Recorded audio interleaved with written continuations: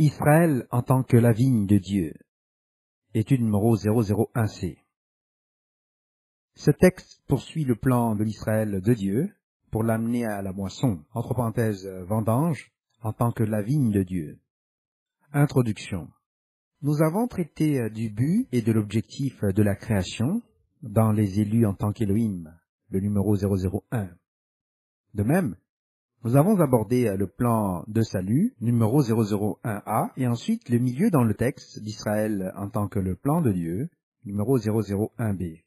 Nous allons maintenant aborder la séquence et expliquer la place d'Israël dans la moisson de Dieu, et le concept d'Israël en tant que la vigne de Dieu, numéro 001C. On nous dit par le prophète Ésaïe 5, verset 7, que la vigne de Dieu, c'est Israël. La vigne de l'Éternel des armées, c'est la maison d'Israël, et les hommes de Juda, c'est le plan qu'il chérissait. Il avait espéré de la droiture, et voici du sang versé, de la justice, et voici des cris de détresse. Ésaïe 5, verset 7 dans la version Louis II. Voyons maintenant le déploiement du plan. Dieu a développé le plan et l'a révélé dans la séquence via les patriarches, puis les prophètes, en passant par Moïse et Aaron, jusqu'à Jean-Baptiste, puis à travers le Messie et les églises de Dieu. Les prophètes n'avaient le droit de révéler que ce qui leur avait été donné, et quand cela devait être livré. Il existe de nombreux exemples où les prophètes n'étaient pas autorisés à révéler ce qui leur avait été révélé. Certains, comme Ézéchiel et Zacharie, ont même été rendus muets.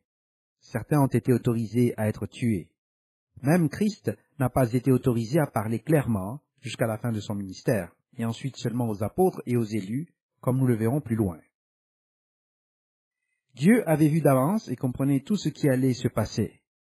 Avant même que les élus ne soient formés dans l'utérus de leur mère, leurs œuvres avaient été ordonnées, comme nous le voyons avec le prophète Jérémie, voir chapitre 1, verset 5. La plupart avaient leurs péchés oubliés et pardonnés. Toutes ces choses ont été prédestinées par l'omniscience de Dieu et sa divine prédestination, voir le document numéro 296. Ainsi, même Christ a été obligé, confiné, de parler en parabole, même parmi les élus, jusqu'à ce que le moment vint où il pouvait expliquer ce qui allait se passer. Mais la pleine compréhension a été contrôlée jusqu'au dernier prophète de Dan Éphraïm, voir Jérémie 4, versets 15 à 16, et aux témoins, voir Apocalypse 11, verset 3 et suivant, puis sous le Messie jusque dans le millénaire. Nous lisons dans l'évangile de Jean, chapitre 16, verset 25. « Je vous ai dit ces choses en parabole. L'heure vient où je ne vous parlerai plus en parabole, mais où je vous parlerai ouvertement du Père. » Version Louis II. C'est ici, et ce juste avant sa mort, qu'il est arrivé au point de parler clairement aux apôtres et à l'Église plutôt qu'en parabole. Voir la version Louis II. Les explications devaient être placées au sein des Saintes Écritures, mais l'Église, sous l'influence de l'Esprit Saint, en a tiré et compris beaucoup plus d'explications. Nous savons que des choses ont été dites à l'Église, mais que tout ne leur a pas été révélé, et ce, jusqu'au dernier jour, à travers le dernier prophète qui leur avait été envoyé avant l'intervention de Dieu par les témoins Élie et Enoch et la venue du Messie. C'était de notoriété publique en Israël que des prophètes devaient être envoyés pour avertir Israël ainsi que le monde concernant la venue des témoins et de la venue du Messie. Nous savons que les témoins devaient être envoyés tel que cela est révélé dans Apocalypse chapitre 11 verset 3 et suivant, tel que dérivé de Malachie chapitre 4 verset 5. Cela devait se produire après que la loi ait été renforcée et réaffirmée, comme nous le voyons dans Malachie chapitre 4 verset 4. La séquence de ces prophètes a été énoncée dans les textes comme suite. Nous lisons dans l'évangile de Jean, chapitre 1 verset 19 à 21. Voici le témoignage de Jean. Lorsque les Juifs envoyèrent de Jérusalem des sacrificateurs et des Lévites pour lui demander « Toi, qui es-tu » Il déclara, et ne le nia point, il déclara qu'il n'était pas le Christ. Et ils lui demandèrent « Quoi donc, es-tu Élie » Et il dit « Je ne le suis point. » « Es-tu le prophète » Et il répondit « Non. » Nous voyons donc qu'il devait y avoir 3 séquences des prophètes. Jean-Baptiste a déclaré qu'il n'était pas un de ces 3 prophètes, mais qu'il était venu pour témoigner du Messie, Et Christ a déclaré que Jean-Baptiste n'était pas Élie qui viendrait, mais que Jean-Baptiste était dans l'esprit d'Élie. Entre parenthèses, comparez aussi la référence à Jean 7, versets 40 à 41, concernant le prophète qui précède le Messie et qui n'est pas Élie. La note de la Bible RSV à Jean 1, 21 dit, citation, « Le prophète était tout aussi attendu comme un précurseur messianique. » Entre parenthèses, voir le chapitre 6, verset 14, chapitre 7, verset 40, voir Deutéronome 18, verset 15. Fin de citation. Nous savons maintenant qu'Élie et Enoch arriveront 1263 jours et demi avant le deuxième avènement du Messie et la première résurrection. Voir le document numéro 143A des élus. Et ce, d'après Apocalypse 11, versets 3 à 13. Cependant, on lui a également demandé s'il était ce prophète, et il a répondu non, qu'il n'était pas ce prophète. Ainsi, il y avait donc un autre prophète au dernier jour qui devait avertir de la venue du Messie et rétablir, restaurer la loi, selon les textes tels que prédits dans les Saintes Écritures. Il n'était pas juif et ne venait pas de Juda, pas plus que de l'État moderne d'Israël. Qui était-il? À quoi appartenait-il? A-t-il été identifié dans les Saintes Écritures? La réponse est oui. Il est indiqué dans les Saintes Écritures. C'est ainsi que ces gens de Juda du 1er siècle connaissaient son existence. Il est le prophète de Dan Éphraïm, annoncé par le prophète Jérémie, dans chapitre 4, verset 15, versets 16 à 27. Il fait partie des églises de Dieu du dernier jour. Lui et leur système sont mentionnés dans Apocalypse chapitre 3 et en particulier chapitre 3, verset 9. Cela montre que la conversion de Juda se fera sous ce système et au Messie, et qu'ils seront forcés de venir aux Philadelphiens des églises de Dieu et de reconnaître qu'ils sont corrects et que le faux calendrier de Hillel doit être abandonné. Le système de cette église a pour mission et tâche d'avertir les nations des guerres de la faim, dont parle Moïse et le livre de la Révélation, appelé l'Apocalypse en français, et en particulier, comme le stipule Apocalypse chapitre 10. Lui et ce système des Philadelphiens avertissent également au sujet des témoins et du Messie à la fin de leur mission. Ces aspects sont couverts dans les guerres de la fin partie 1, les guerres d'Amalek, numéro 141C, les guerres de la fin partie 2, les 1260 jours des témoins, numéro 141D, les guerres de la fin partie 3, Armageddon et les coupes de la colère de Dieu, numéro 141E, les guerres de la fin partie 3B, la guerre contre Christ, numéro 141E-2, les guerres de la fin partie 4, la fin de la fausse religion, numéro 141F, les guerres de la fin partie 5, la restauration pour le millénium, numéro 141G, et les guerres de la fin partie 5B, la préparation des Élohim, numéro 141H. Ce groupe a pour tâche d'aider ou de faciliter l'appel des derniers des 144 000 qui viennent des nations, et l'appel des élus qui sont de Sardes et de Laodicée à être intégrés à Philadelphie avant la mort des témoins et la première résurrection à l'arrivée du Messie. Avant le XVIe siècle, les prophètes de l'Église catholique romaine avaient compris que ce système allait exister et qu'il serait antérieur à la venue d'Élie et d'Enoch, et a été appelé par eux le prophète de Dan, ou pire, comme l'antichrist danite, parce que ce prophète annule les canons des 7 conciles et restaure les lois de Dieu, voir le document L1, et la foi des apôtres. Lui et ce système étaient considérés comme provenant d'un pays israélite situé à l'est de Jérusalem entre deux mers. À cette époque-là, l'Australie n'avait pas encore été découverte, et qu'à partir de là, cela se propage et se répand partout dans le monde entier. À partir de Jérémie, nous pouvons voir que le système annonce la venue du Messie, voir le verset 16, ainsi que les guerres au Moyen-Orient, centrées sur Jérusalem, et que ce prophète fut chargé de l'avertir, voir les versets 16, la deuxième partie, jusqu'au verset 22, et que cela se traduisait par l'occupation de la Terre Sainte. Les guerres s'étendent et provoquent une telle désolation que la terre et les cieux manifestent leur désolation, voir le verset 23. Il y a une destruction massive, et les hommes sont détruits en masse. Cependant, Dieu ne fera pas une entière destruction, voir le verset 27. Nous lisons dans Jérémie chapitre 4, à partir du verset 14 jusqu'à 27. Purifie ton cœur du mal, Jérusalem, afin que tu sois sauvé. Jusque à quand garderas-tu dans ton cœur tes pensées iniques? Car une voix qui part de Dan annonce la calamité. Elle la publie depuis la montagne d'Éphraïm. Dites-le aux nations, Faites-le connaître à Jérusalem. Des assiégeants viennent d'une terre lointaine. Ils poussent des cris contre les villes de Juda. Comme ceux qui gardent un champ, ils entourent Jérusalem, car elle s'est révoltée contre moi, dit l'Éternel. C'est là le produit de tes voix et de tes actions. C'est là le produit de ta méchanceté. Certes, cela est amer. Cela pénètre jusqu'à ton cœur. Mes entrailles, je souffre au-dedans de mon cœur. Le cœur me bat, je ne puis me taire. Car tu entends, mon âme, le son de la trompette, le cri de guerre. On annonce ruine sur ruine, car tout le pays est ravagé. Mes tentes sont ravagées tout à coup, mes pavillons en un instant. Jusque à quand verrai-je la bannière et entendrai-je le son de la trompette? Certainement mon peuple est fou, il ne me connaît pas.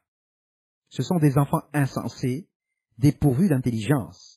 Ils sont habiles pour faire le mal, mais ils ne savent pas faire le bien.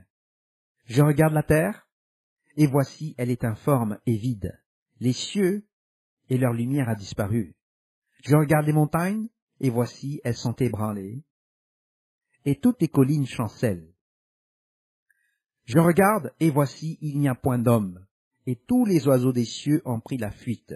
Je regarde, et voici le Carmel est un désert, et toutes ces villes sont détruites devant l'Éternel, devant son ardente colère. Car ainsi parle l'Éternel, tout le pays sera dévasté. Mais je ne ferai pas une entière destruction. Cet aspect est abordé dans le texte L'avertissement des derniers jours numéro 044. Notez que ce prophète se trouve dans les derniers jours lorsque Juda est de retour dans la terre promise, mais que ce prophète vient de Dan-Éphraïm dans les derniers jours et avertit de la venue du Messie. La référence messianique est au verset 16. Les attaques sont dirigées contre les villes de Juda et non contre Israël. Cependant, ceci est la dernière voix de l'Église de Dieu, et elle provient initialement de Dan, qui se trouve dans Éphraïm, et ensuite cela va dans le monde entier. Elle est aussi la dernière des voix des Églises de Dieu appelées les Philadelphiens, laquelle restaure la lecture de la loi, et aussi le calendrier de Dieu, voir le document numéro 156, tel qu'il fonctionne dans le système du temple, comme cela est relaté dans les écrits de Philon et d'autres. Cela se produit à partir du mesurage du temple, voir le document numéro 137, qui a commencé en 1987, et ceux qui sont amenés à ce système constituent le noyau des églises en tant que temple de Dieu dans les derniers jours. Afin de restaurer la loi et de commencer la lecture de la loi, le calendrier du temple devait également être restauré. Et la bonne manière de faire la dîme, voir le document numéro 161, et le système de jubilé devait aussi être restauré. Cela a été fait dans l'église CCG à partir de 1994, et la loi a été lue pour la première fois dans l'année de sabbat en 1998, soit depuis la fin de l'ère de Thyatire à la fin de la Réforme. Le calendrier du temple et la loi ont été restaurés, et nous attendons maintenant les derniers avertissements et les guerres, et alors l'ultime intervention de Dieu qui commence à partir de la descente d'Élie et d'Enoch. Ce texte fait partie de l'avertissement final. Nous allons maintenant examiner pourquoi Christ a parlé en parabole, puis expliquer le sens des textes concernant la vigne et le royaume de Dieu. Toute chose devait être dite en parabole, de sorte que seuls les prédestinés se verraient donner la capacité de comprendre et d'être appelés en temps voulu, conformément à leur prédestination, et tel que c'est expliqué dans le document cité ci-dessus. Voyons maintenant Christ et les paraboles. Cet aspect était un problème majeur pour les philosophes et les églises qui cherchaient à éliminer les lois de Dieu, car la compréhension de la foi était liée à l'alliance de Dieu qui était entièrement basée sur les commandements de Dieu et la foi et le témoignage de Christ. Voir Ésaïe 8, verset 20, Apocalypse 12, verset 17, 14, verset 12. C'est un grand puzzle ou casse-tête qui ne peut être résolu qu'en suivant les règles qui sont les lois de Dieu.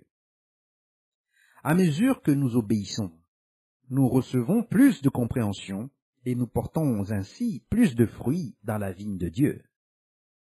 Se référer au document d'étude L'Alliance de Dieu numéro 152, également le christianisme et l'islam dans l'Alliance de Dieu numéro 096c. Nous lisons dans l'évangile de Matthieu chapitre 13 à partir du verset 10 jusqu'au verset 17. Les disciples s'approchèrent et lui dirent « Pourquoi leur parles-tu en parabole ?» Jésus leur répondit parce qu'il vous a été donné de connaître les mystères du royaume des cieux, et que cela ne leur a pas été donné. Car on donnera à celui qui a, et il sera dans l'abondance. Mais à celui qui n'a pas, on notera même ce qu'il a. C'est pourquoi je parle en parabole, parce qu'en voyant, ils ne voient point, et qu'en entendant, ils n'entendent ni ne comprennent. Et pour eux s'accomplit cette prophétie d'Ésaïe: vous entendrez de vos oreilles, et vous ne comprendrez point. Vous regarderez de vos yeux, et vous ne verrez point, car le cœur de ce peuple est devenu insensible. Ils ont endurci leurs oreilles, et ils ont fermé leurs yeux, de peur qu'ils ne voient de leurs yeux, qu'ils n'entendent de leurs oreilles, qu'ils ne comprennent de leur cœur, qu'ils ne se convertissent, et que je ne les guérisse. Mais heureux sont vos yeux, parce qu'ils voient, et vos oreilles parce qu'elles entendent. Je vous le dis en vérité, beaucoup de prophètes et de justes ont désiré voir ce que vous voyez, et ne l'ont pas vu, entendre ce que vous entendez, et ne l'ont pas entendu. C'est à cette condition et séquence que nous voyons la vérité fondamentale de la foi. La foi n'est révélée qu'aux élus sous l'appel de Dieu, se référer à Romains 8, versets 29 à 31. Le Coran réitère cette même condition majeure de l'écriture, se référer au document d'étude résumé des commentaires sur le Coran ou Coran, QS. Ainsi, beaucoup sont appelés mais peu sont choisis, comme on nous le dit. Dans les paraboles, on fait référence à eux sous le nom de bon grain et l'ivraie, dans la version du second. Voyons maintenant le bon grain et l'ivraie. Qui est l'ivraie? La réponse est au verset 30. Nous lisons dans l'évangile de Matthieu, chapitre 13, à partir du verset 24 à 30. Il leur proposa une autre parabole, et il dit: le royaume des cieux est semblable à un homme qui a semé une bonne semence dans son champ. Mais pendant que les gens dormaient, son ennemi vint, sema de l'ivraie parmi le blé, et s'en alla. Lorsque l'herbe eut poussé et donné du fruit, l'ivraie parut aussi. Les serviteurs du maître de la maison vinrent lui dire: Seigneur, n'as-tu pas semé une bonne semence dans ton champ? D'où vient donc qu'il y a de l'ivraie? Il leur répondit: c'est un ennemi qui a fait cela. Et les serviteurs lui dirent: veux-tu que nous allions l'arracher? Non, dit-il, de peur qu'en arrachant l'ivraie, vous ne déraciniez en même temps le blé. Laissez croître ensemble l'un et l'autre jusqu'à la moisson. Et à l'époque de la moisson, je dirai au moissonneur: arrachez d'abord l'ivraie, et liez-la en gerbe pour la brûler, mais amassez le blé dans mon grenier. Ainsi l'ivraie est triée par Dieu comme il entend, et tandis qu'elle est sarclée à la moisson, plusieurs sont expulsés par Dieu en amont au moyen de l'esprit, de sorte qu'ils ne nuisent ou n'endommagent pas la foi, surtout en ces derniers jours. Cet aspect a été expliqué davantage dans ce texte. Nous lisons dans Matthieu chapitre 13, versets 36 à 43. Alors il renvoya la foule et entra dans la maison. Ses disciples s'approchèrent de lui et dirent: explique-nous la parabole de l'ivraie du champ. Il répondit: celui qui sème la bonne semence, c'est le Fils de l'homme. Le champ, c'est le monde. La bonne semence, ce sont des fils du royaume. L'ivraie, ce sont les fils du malin. L'ennemi qui l'a semé, c'est le diable. La moisson, c'est la fin du monde. Les moissonneurs, ce sont les anges. Or, comme on arrache l'ivraie et qu'on la jette au feu, il en sera de même à la fin du monde. Le Fils de l'homme enverra ses anges qui arracheront de son royaume tous les scandales et ceux qui commettent l'iniquité. Et ils les jetteront dans la fournaise ardente, où il y aura des pleurs et des grincements de dents. Alors les justes resplendiront comme le soleil dans le royaume de leur Père. Que celui qui a des oreilles pour entendre, entende. C'est ici que sont mentionnées la résurrection et la deuxième mort, regroupant ainsi les premières et deuxièmes résurrections, qui sont à 1000 ans d'intervalle, et confinant ainsi le mystère révélé plus tard dans Apocalypse chapitre 20. Voyons maintenant le royaume des cieux. Nous lisons dans Matthieu, chapitre 13, versets 31 à 32. Il leur proposa une autre parabole, et il dit: le royaume des cieux est semblable à un grain de sénévé qu'un homme a pris et semé dans son champ. C'est la plus petite de toutes les semences, mais quand il a poussé, il est plus grand que les légumes et devient un arbre, de sorte que les oiseaux du ciel viennent habiter dans ses branches. Nous lisons dans Matthieu 13, versets 33 à 35. Il leur dit cette autre parabole.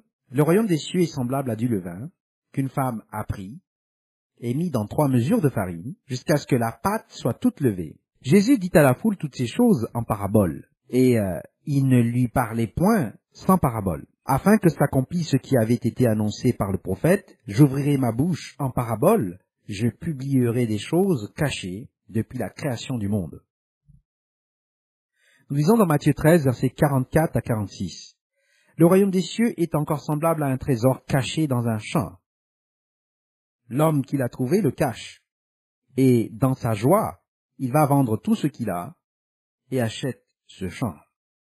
Le royaume des cieux est encore semblable à un marchand qui cherche de belles perles. Il a trouvé une perle de grand prix, et il est allé vendre tout ce qu'il avait et l'a achetée.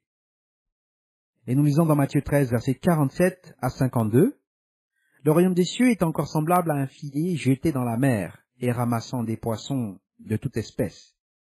Quand il est rempli, les pêcheurs le tirent, et après s'être assis sur le rivage, ils mettent dans des vases ce qui est bon, et ils jettent ce qui est mauvais. Il en sera de même à la fin du monde. Les anges viendront séparer les méchants d'avec les justes, et ils les jetteront dans la fournaise ardente, où il y aura des pleurs et des grincements de dents. Avez-vous compris toutes ces choses? Oui, répondirent-ils. Et il leur dit, c'est pourquoi tout scribe instruit de ceux qui regardent le royaume des cieux est semblable à un maître de maison qui tire de son trésor des choses nouvelles et des choses anciennes. Nous lisons dans Matthieu chapitre 13 versets 53 à 58. Lorsque Jésus eut achevé ses paraboles, il partit de là.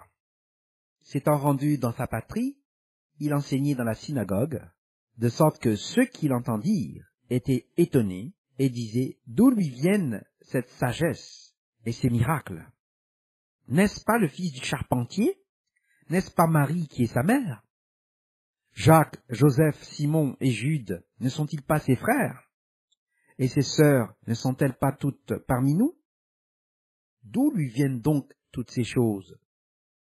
Et il était pour eux une occasion de chute. Mais Jésus leur dit, un prophète n'est méprisé que dans sa patrie et dans sa maison. Et il ne fit pas beaucoup de miracles dans ce lieu à cause de leur incrédulité. Ainsi aussi, en était-il des prophètes? Ils ont été tués dans toutes les nations et ont été persécutés à cause de leurs paroles, de ce qu'ils ont dit et des choses qu'ils ont exposées. Se référer au document d'étude La mort des prophètes et des saints, numéro 122C. Ainsi aussi en est-il des élus. Ils sont exigés d'accomplir et de faire partie du corps de Christ et à le discerner. Ils doivent être baptisés, voir le document numéro 052, et prendre le dîner du Seigneur, voir le document numéro 103A, et la Pâque numéro 098, ainsi qu'observer les fêtes qui y sont contenues, et de faire la dîme, voir le document numéro 161, s'ils aspirent à faire partie de la première résurrection, voir le document numéro 143A. En effet, pour parvenir à la compréhension, nous devons obéir au commandement de Dieu et à la foi et au témoignage de Christ, voir Apocalypse 12, verset 17, 14, verset 12. Et c'est alors, tandis que nous obéissons, que l'Esprit Saint, voir le document numéro 117, nous en révèle davantage. Ainsi, l'Église de Dieu possède l'esprit de prophétie et est le corps de Christ, dont les anciens des conseils portent l'autorité de Dieu et du Christ. Il nous est demandé à tous de travailler pour et de servir cette organisation qui porte le pied de lampe, ce qui est l'autorité de Dieu par la puissance de l'Esprit Saint. Tous les élus sont appelés dans ce corps, par le travail des élus en son sein. Si vous ne servez pas le corps et n'observez pas le dîner du Seigneur, vous êtes exclus de la première résurrection. On attend de nous tous que nous portions du fruit dans la moisson de Dieu, comme nous le voyons dans ce texte. Nous lisons dans l'évangile de Luc, chapitre 13, versets 6 à 9. Il dit aussi cette parabole. Un homme avait un figuier planté dans sa vigne. Il vint pour y chercher du fruit, et il n'en trouva point. Alors il dit au vigneron, voilà 3 ans que je viens chercher du fruit à ce figuier, et je n'en trouve point. Coupe-le. Pourquoi occupe-t-il la terre inutilement? Le vigneron lui répondit, Seigneur, laisse-le encore cette année. Je creuserai tout autour, et j'y mettrai du fumier. Peut-être à l'avenir donnera-t-il du fruit. Sinon, tu le couperas. Ainsi, dans Luc, Christ répète la parabole du semeur. Nous lisons dans Luc chapitre 8, versets 4 à 18. Une grande foule s'étant assemblée, et des gens étant venus de diverses villes auprès de lui, il dit cette parabole. Un semeur sortit pour semer sa semence. Comme il semait, une partie de la semence tomba le long du chemin. Elle fut foulée aux pieds, et les oiseaux du ciel la mangèrent. Une autre partie tomba sur le roc. Quand elle fut levée, elle sécha, parce qu'elle n'avait point d'humidité. Une autre partie tomba au milieu des épines. Les épines crurent avec elle, et l'étouffèrent. Une autre partie tomba dans la bonne terre. Quand elle fut levée, elle donna du fruit au centuple. Après avoir ainsi parlé, Jésus dit à haute voix, que celui qui a des oreilles pour entendre, entende. Ses disciples lui demandèrent ce que signifiait cette parabole. Il répondit, « Il vous a été donné de connaître les mystères du royaume de Dieu, mais pour les autres, cela leur est dit en parabole, afin qu'en voyant, ils ne voient point, et qu'en entendant, ils ne comprennent point. Voici ce que signifie cette parabole. La semence, c'est la parole de Dieu. Ceux qui sont le long du chemin, ce sont ceux qui entendent. Puis le diable vient et enlève de leur cœur la parole, de peur qu'ils ne croient et soient sauvés. Ceux qui sont sur le roc, ce sont ceux qui, lorsqu'ils entendent la parole, la reçoivent avec joie, mais ils n'ont point de racines. Ils croient pour un temps, et ils succombent au moment de la tentation. Ce qui est tombé parmi les épines, ce sont ceux qui, ayant entendu la parole, s'en vont et la laissent étouffer par les soucis, les richesses et les plaisirs de la vie, et ils ne portent point de fruits qui viennent à maturité. Ce qui est tombé dans la bonne terre, ce sont ceux qui, ayant entendu la parole, avec un cœur honnête et bon, la retiennent et portent du fruit avec persévérance.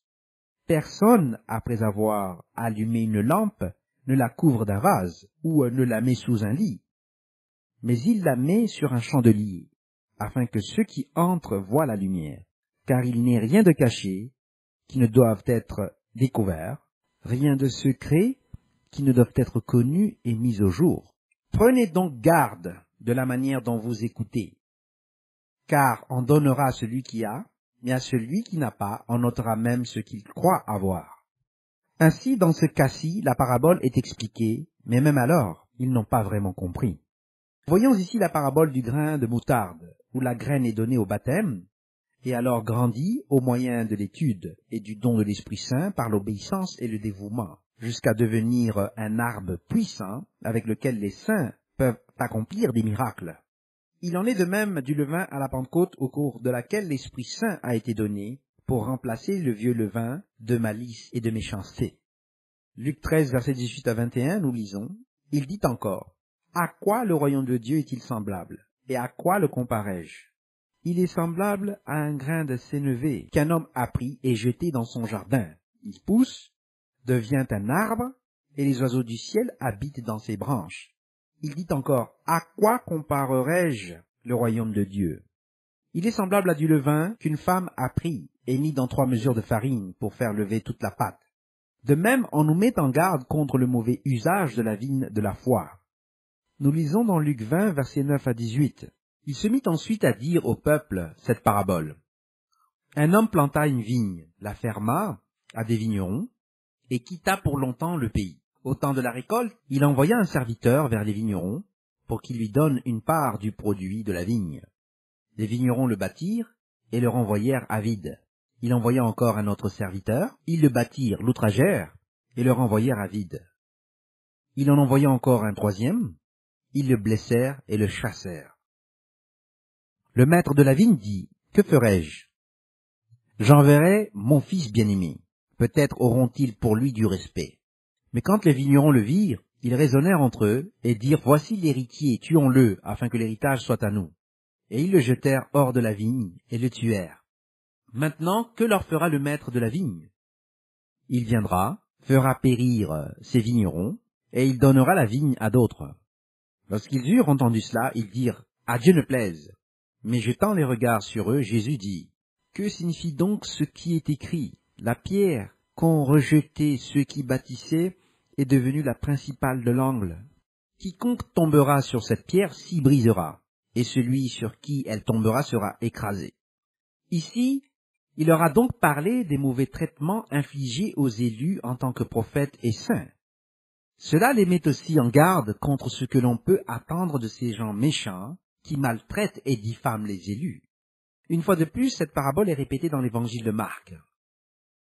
Nous lisons dans Marc 12, versets 1 à 11, « Jésus se mit ensuite à leur parler en parabole. Un homme planta une vigne. Il l'entoura d'une haie, creusa un pressoir et bâtit une tour. Puis il la ferma à des vignerons et quitta le pays. Au temps de la récolte, il envoya un serviteur vers les vignerons pour recevoir d'eux une part du produit de la vigne. S'étant saisis de lui, ils le battirent et le renvoyèrent à vide. Il envoya de nouveau vers eux un autre serviteur. Ils le frappèrent à la tête et l'outragèrent. Il en envoya un troisième qu'ils tuèrent, puis plusieurs autres qu'ils battirent ou tuèrent. Il avait encore un fils bien-aimé. Il envoya vers eux le dernier, en disant « Ils auront du respect pour mon fils. » Mais ces vignerons dirent entre eux « Voici l'héritier, venez, tuons-le, et l'héritage sera à nous. » Et ils se saisirent de lui, le tuèrent, et le jetèrent hors de la vigne. Maintenant, que fera le maître de la vigne? Il viendra, fera périr les vignerons, et il donnera la vigne à d'autres. N'avez-vous pas lu cette parole de l'Écriture? La pierre qu'ont rejetée ceux qui bâtissaient est devenue la principale de l'angle. C'est par la volonté du Seigneur qu'elle est devenue, et c'est un prodige à nos yeux. De nouveau, nous voyons la discussion de Christ avec la Samaritaine au puits. C'est ici qu'il a établi la conversion des gentils, des païens, et qu'il a également établi la doctrine à propos du mariage, common law marriage, l'union libre au concubinage au mariage de droit commun, qui n'était pas un mariage légitime, entre parenthèses légal. Nous lisons dans Jean chapitre 4 versets 5 à 44. Il arriva dans une ville de Samarie nommée Sichar, près du champ que Jacob avait donné à Joseph son fils. Là se trouvait le puits de Jacob. Jésus, fatigué du voyage, était assis au bord du puits. C'était environ la 6e heure. Une femme de Samarie vint puiser de l'eau. Jésus lui dit, « Donne-moi à boire », car ses disciples étaient allés à la ville pour acheter des vivres. La femme samaritaine lui dit, « Comment toi, qui es juif, me demandes-tu à boire, à moi qui suis une femme samaritaine ?» Les Juifs, en effet, n'ont pas des relations avec les Samaritains. Jésus lui répondit, « Si tu connaissais le don de Dieu et qui est celui qui te dit « Donne-moi à boire », tu lui aurais toi-même demandé à boire, et il t'aurait donné de l'eau vive. « Seigneur, lui dit la femme, tu n'as rien pour puiser, et le puits est profond. D'où aurais-tu donc cette eau vive? Es-tu plus grand que nos pères Jacob, qui nous a donné ce puits, et qui en a bu lui-même, ainsi que ses fils et ses troupeaux? » Jésus lui répondit, « Quiconque boit de cette eau aura encore soif. Mais celui qui boira de l'eau que je lui donnerai n'aura jamais soif. Et l'eau que je lui donnerai deviendra en lui une source d'eau qui jaillira jusque dans la vie éternelle. » La femme lui dit, « Seigneur, donne-moi cette eau, afin que je n'ai plus soif, et que je ne vienne plus puiser ici. » « Va, lui dit Jésus, appelle ton mari et viens ici. » La femme répondit, « Je n'ai point de mari. » Jésus lui dit, « Tu as eu raison de dire, je n'ai point de mari, car tu as eu 5 maris, et celui que tu as maintenant n'est pas ton mari. En cela tu as dit vrai. » « Seigneur, lui dit la femme, je vois que tu es prophète. Nos pères ont adoré sur cette montagne, et vous dites-vous que le lieu où il faut adorer est à Jérusalem. Femme, lui dit Jésus, crois-moi, l'heure vient où ce ne sera ni sur cette montagne, ni à Jérusalem que vous adorerez le Père. Vous adorez ce que vous ne connaissez pas. Nous adorons ce que nous connaissons, car le salut vient des Juifs. Mais l'heure vient, et elle est déjà venue, où les vrais adorateurs adoreront le Père en esprit et en vérité, car ce sont là les adorateurs que le Père demande. Dieu est esprit, et il faut que ceux qui l'adorent en esprit et en vérité. La femme lui dit, « Je sais que le Messie doit venir, celui qu'on l'appelle Christ. Quand il sera venu, il nous annoncera toutes choses. » Jésus lui dit, « Je le suis moi qui te parle. » Là-dessus arrivèrent ses disciples, qui furent étonnés de ce qu'il parlait avec une femme. Toutefois, aucun ne dit « Que demandes-tu » ou « De quoi parles-tu avec elle ?» Alors la femme, ayant laissé sa cruche, s'en alla dans la ville, et dit aux gens « Venez voir un homme qui m'a dit tout ce que j'ai fait. Ne serait-ce point le Christ ?» Ils sortirent de la ville et ils vinrent vers lui. Pendant ce temps, les disciples les pressaient de manger, disant « Rabbi, mange !» Mais il leur dit « J'ai à manger une nourriture que vous ne connaissez pas. » Les disciples se disaient donc les uns aux autres « Quelqu'un lui aurait-il apporté à manger ?» Jésus leur dit « Ma nourriture est de faire la volonté de celui qui m'a envoyé et d'accomplir son œuvre. Ne dites-vous pas qu'il y a encore 4 mois jusqu'à la moisson? Voici, je vous le dis, levez les yeux et regardez les champs qui déjà blanchissent pour la moisson. Celui qui moissonne reçoit un salaire et amasse des fruits pour la vie éternelle afin que celui qui sème et celui qui moissonne se réjouissent ensemble. Car en ceci ce qu'on dit est vrai, autre est celui qui sème et autre celui qui moissonne. Je vous ai envoyé moissonner ce que vous n'avez pas travaillé. D'autres ont travaillé et vous êtes entrés dans leur travail. Plusieurs Samaritains de cette ville crurent en Jésus à cause de cette déclaration formelle de la femme. Il m'a dit tout ce que j'ai fait. Aussi, quand les Samaritains vinrent le trouver, ils le prièrent de rester auprès d'eux. Et il resta là 2 jours. Un beaucoup plus grand nombre crurent à cause de sa parole. Et il disait à la femme, « Ce n'est plus à cause de ce que tu as dit que nous croyons, car nous l'avons entendu nous-mêmes, et nous savons qu'il est vraiment le Sauveur du monde. » Après ces 2 jours, Jésus partit de là pour se rendre en Galilée, car il avait déclaré lui-même qu'un prophète n'est pas honoré dans sa propre patrie. Ainsi, à partir de cette discussion ici, les Samaritains ont compris que le salut s'étendait au-delà de Juda, et même jusqu'aux gentils, entre parenthèses païens.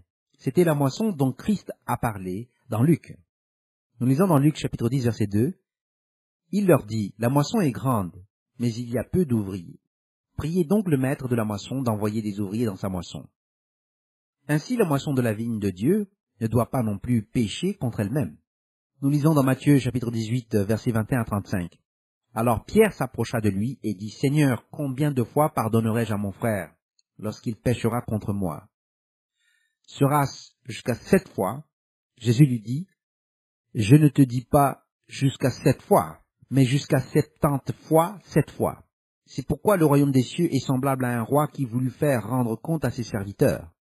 Quand il se mit à compter, on lui en amena un qui devait 10 000 talents. Comme il n'avait pas de quoi payer, son maître ordonna qu'il fût vendu, lui, sa femme, ses enfants, et tout ce qu'il avait, et que la dette fût acquittée. Le serviteur, se jetant à terre, se prosterna devant lui, et dit, « Seigneur, aie patience envers moi, et je te paierai tout. » Ému de compassion, le maître de ce serviteur le laissa aller, et lui remit la dette.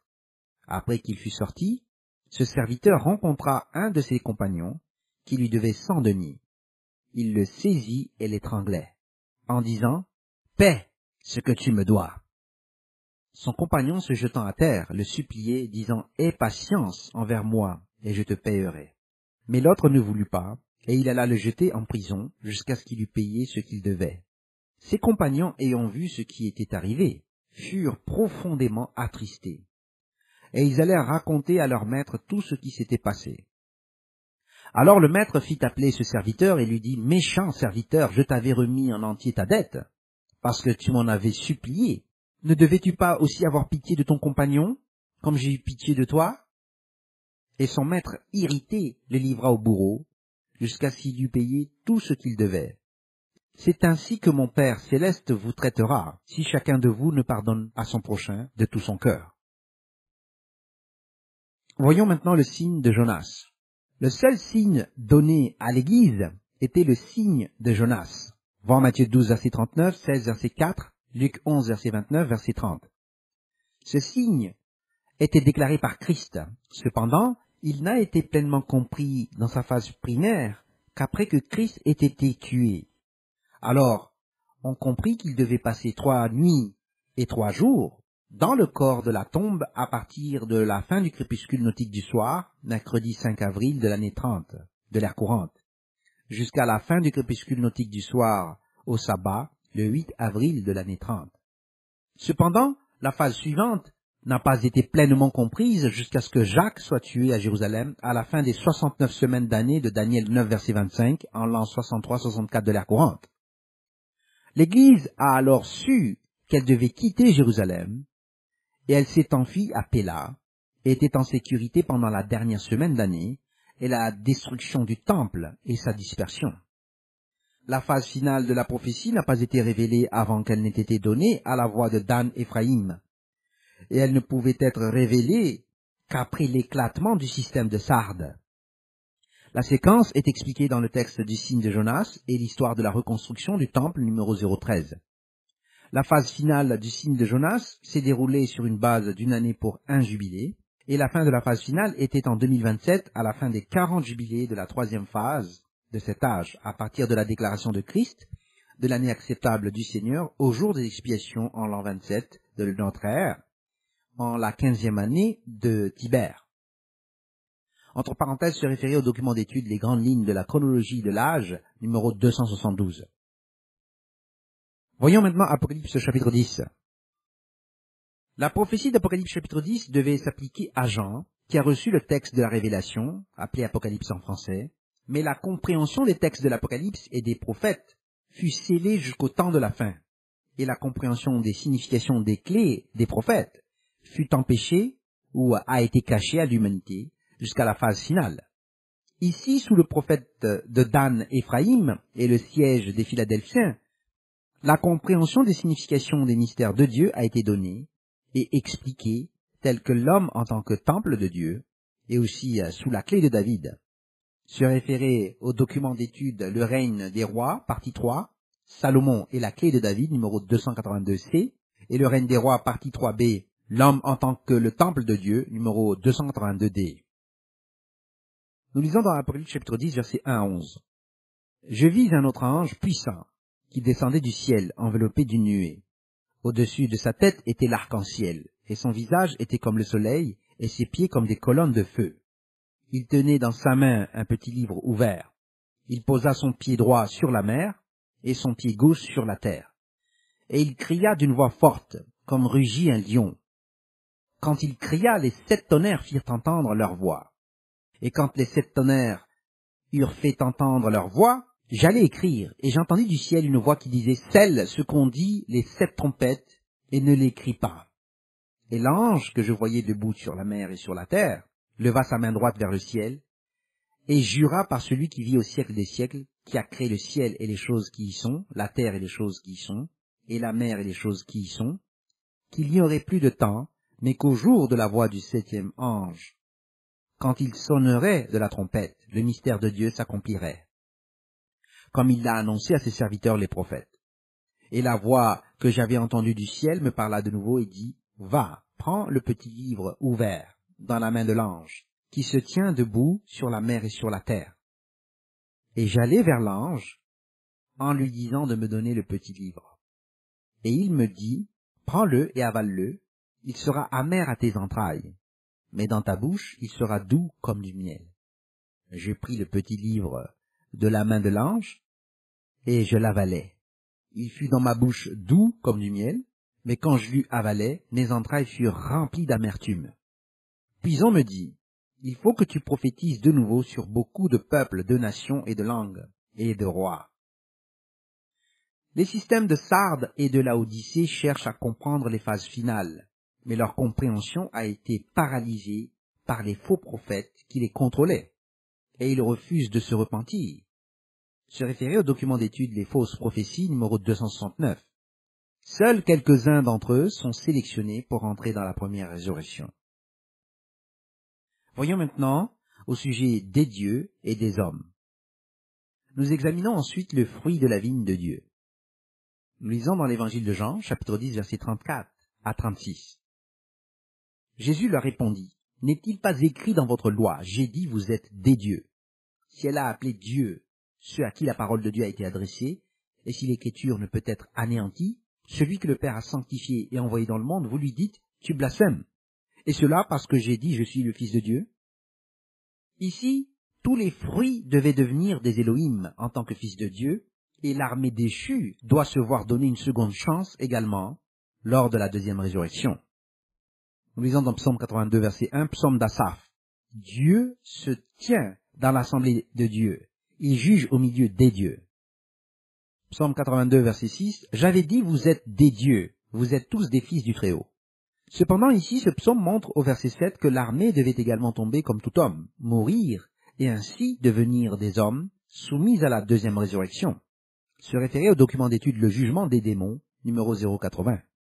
Le sens a été résisté à cause du mensonge trinitaire et démoniaque qui dit que l'esprit ne peut pas mourir, en dépit des paroles claires du texte cité ci-dessus, et dans Ésaïe chapitre 14, ainsi que dans Ézéchiel chapitre 28. Dans le psaume 89, nous continuons à partir du psaume chapitre 82 pour montrer que Dieu devait établir les descendants de David pour toujours. Ainsi, nous savons aussi que la maison de David est à la tête des saints élus en tant qu'Élohim. Voir Zacharie 12, verset 8. Nous lisons dans Psaume 89, versets 1 à 52. Cantique d'Étan, l'Ezrachite. Je chanterai toujours les bontés de l'Éternel. Ma bouche fera connaître à jamais ta fidélité. Car je dis, la bonté a des fondements éternels. Tu établis ta fidélité dans les cieux. J'ai fait alliance avec mon élu. Voici ce que j'ai juré à David, mon serviteur. J'affermirai ta postérité pour toujours, et j'établirai ton trône à perpétuité. Pause. Les cieux célèbrent tes merveilles, ô Éternel, et ta fidélité dans l'assemblée des saints. Car qui dans le ciel peut se comparer à l'Éternel? Qui est semblable à toi parmi les fils de Dieu? Dieu est terrible dans la grande assemblée des saints. Il est redoutable pour tous ceux qui l'entourent. Éternel Dieu des armées, qui est comme toi puissant, ô Éternel? Ta fidélité t'environne. Tu domptes l'orgueil de la mer. Quand ses flots se soulèvent, tu les apaises. Tu écrasas l'Égypte comme un cadavre. Tu dispersas tes ennemis par la puissance de ton bras. C'est à toi qu'appartiennent les cieux et la terre. C'est toi qui as fondé le monde et ce qu'il renferme. Tu as créé le nord et le midi. Le Tabor et l'Hermon se réjouissent à ton nom. Ton bras est puissant, ta main forte, ta droite élevée. La justice et l'équité sont la base de ton trône. La bonté et la fidélité sont devant ta face. Heureux le peuple qui connaît le son de la trompette. Il marche à la clarté de ta face, ô Éternel. Il se réjouit sans cesse de ton nom, et il se glorifie de ta justice, car tu es la gloire de sa puissance. C'est ta faveur qui relève notre force, car l'Éternel est notre bouclier, le Saint d'Israël est notre roi. Alors tu parlas dans une vision à ton bien-aimé, et tu dis, j'ai prêté mon secours à un héros, j'ai élevé du milieu du peuple un jeune homme. J'ai trouvé David, mon serviteur, je l'ai oint de mon huile sainte. Ma main le soutiendra, et mon bras le fortifiera. L'ennemi ne le surprendra pas, et le méchant ne l'opprimera point. J'écraserai devant lui ses adversaires, et je frapperai ceux qui le haïssent. Ma fidélité et ma bonté seront avec lui, et sa force s'élèvera par mon nom. Je mettrai sa main sur la mer, et sa droite sur les fleuves. Lui, il m'invoquera. Tu es mon Père, mon Dieu, et le rocher de mon salut. Et moi je ferai de lui le premier-né, le plus élevé des rois de la terre. Je lui conserverai toujours ma bonté, et mon alliance lui sera fidèle. Je rendrai sa postérité éternelle, et son trône comme les jours des cieux.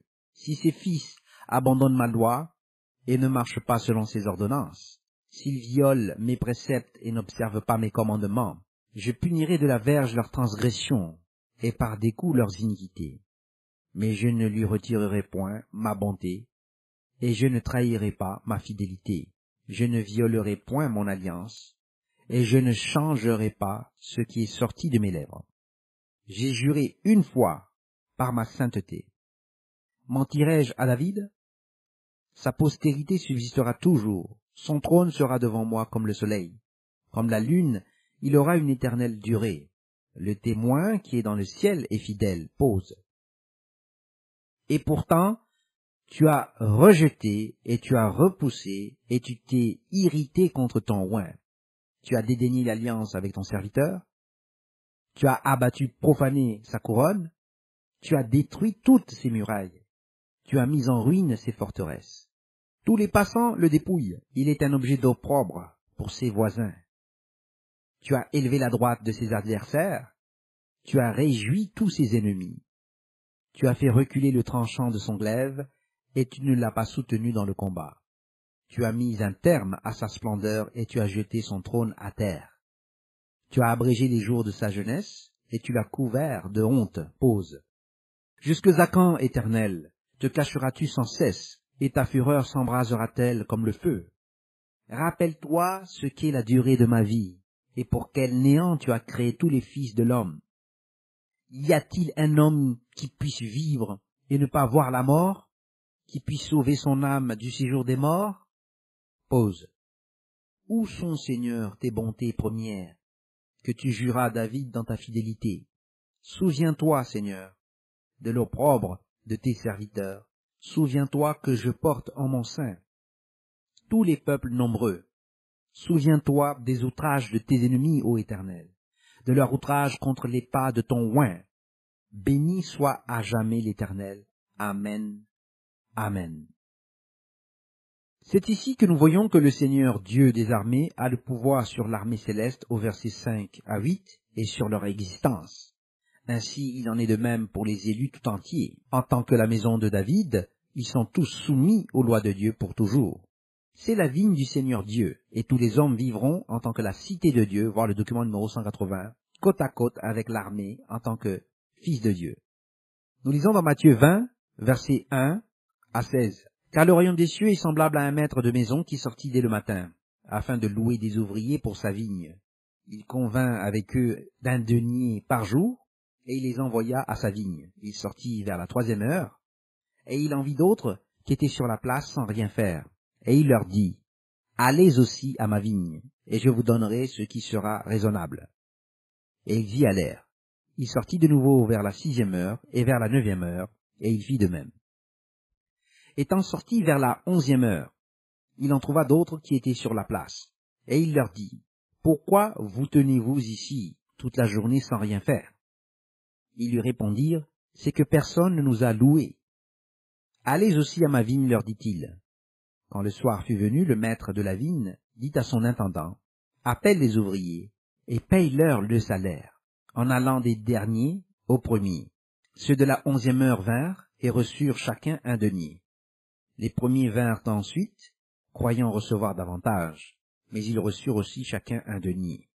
En le recevant, ils murmurèrent contre le maître de la maison, et dirent, ces derniers n'ont travaillé qu'1 heure, et tu les traites à l'égal de nous, qui avons supporté la fatigue du jour et la chaleur?